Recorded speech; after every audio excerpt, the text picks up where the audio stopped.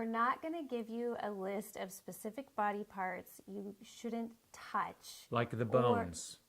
You can only touch the bones through the skin. That's the only way to touch the bones. There is that. I hope they're not filleting each other. Is that what the kids are calling it? Yuck. Love with Julie and MJ. We're answering the age-old question.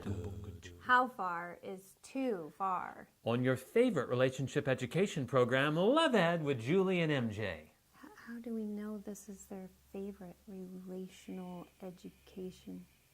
Well, I'm planting seeds in their mind. It's called subterranean advertising. You mean subliminal? Substitutional, yeah, let's go. Yes. How far is too far? We have the answer you're looking for. We said last week, and we'll say it again, we're not going to give a list of specifics, body parts that you should or shouldn't touch, things you should or shouldn't do. Although if you want specifics, check out last week's episode where we share the 3-second rule for kissing.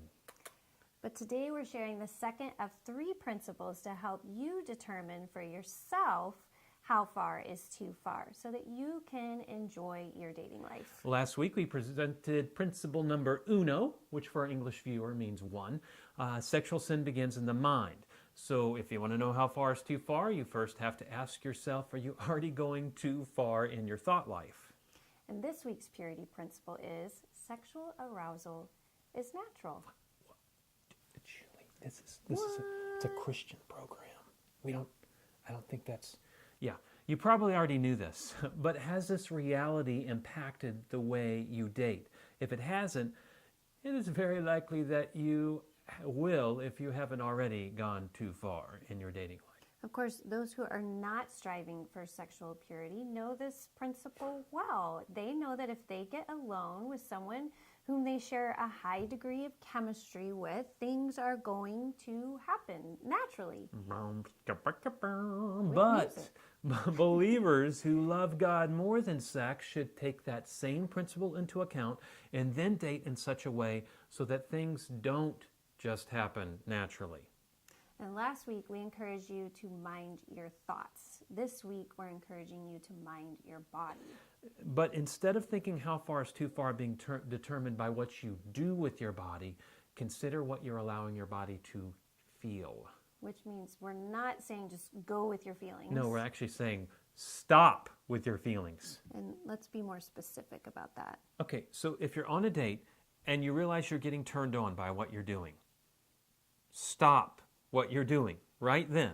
Not after a few minutes, which will quickly turn into an hour. Not that we know that from experience, but like right then. Now, to clarify, not only is sexual arousal natural, it's also not a sin. No, more than that, it's an amazing gift of God. But it's a gift that God intended for complete and exclusive enjoyment within the covenant of marriage. In other words, it is not like God made the sexual experience for marriage and then he made sexual arousal for everybody to play around with. No, God made sexual arousal and the sexual experience to go together. Shocker. I probably need to come up with science to prove that, right? That's why 1 Thessalonians 4 says that each of us, you watching, those of us who are married, all have to maintain our own bodies in holiness and honor, not in the passion of lust like those who don't even know God. So if the passion of lust is a recurring theme in your dating life, Get a different if your theme. relationships consist of activities that are causing you or your partner to be sexually aroused, then you've gone too far. Now, you might be thinking, how is a young person in their 20s or teens whose body is literally swimming in a syrup of hormones supposed to keep this natural and God-created process from taking place, especially if they're growing closer and closer to someone with whom they feel this immense amount of attraction? Julie, what do you say to that? It's the same suggestions that we had last week for battling lust. You want to be doing everything within your power to hold those hormones in check. You want to be careful about what you wear, where you go, what activities you're going to do when you're out on a date. And those suggestions go for your whole life, including what visual and audio media you expose yourself to.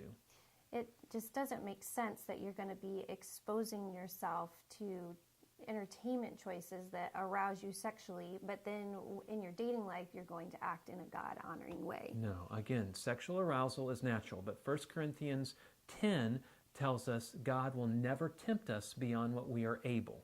The question is, are you tempting yourself beyond what you're able? Whoa, write that down. That's a great question that only you can answer in determining how far is too far. So what's our third purity principle? You want to maintain a Bible's width between you and your date at all times. And none of those little pocket editions. Those don't even count as Bibles. No, King James, red letter, leather bound. Just kidding.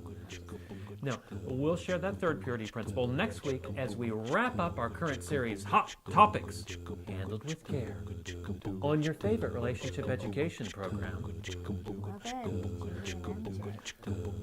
Love Ed with Julie and MJ.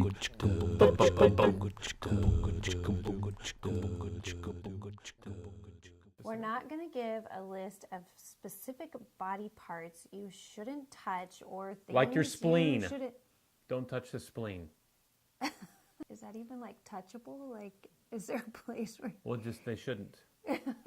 We're not going to give you a list of specific body parts you shouldn't Pancreas. touch. We're not going to give you a list of specific body parts you shouldn't touch or things that you shouldn't do. Eyeballs.